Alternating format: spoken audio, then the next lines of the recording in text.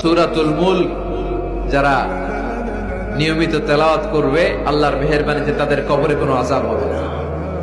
করতে রাজি আছেন? কথা কয় না। করতে রাজি আছেন সবাই? বিষ্ণুই বললেন এখানেই শেষ নয়, আরো আছে। শাফাআত লি সাহিবিহা, এই সূরাটা কিয়ামতের দিন এই সূরা যে তেলাওয়াত করবে তার পক্ষে সুপারিশ করবে। এজন্য বিষ্ণুই বললেন যে ব্যক্তি সূরাতুল মুলক নিয়মিত তেলাওয়াত করবে এই সূরাটা কিয়ামতের দিন ওই তেলাওয়াতকারীর জন্য আল্লাহর কাছে সুপারিশ করবে। এখানেই শেষ নয়।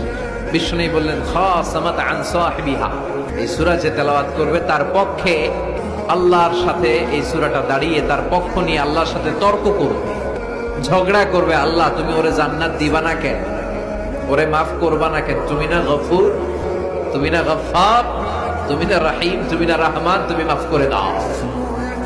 ও মিয়া, সুপারিশ করতেছে কে? সূরাতুল মুলক। সুবহানাল্লাহ কইবেন না?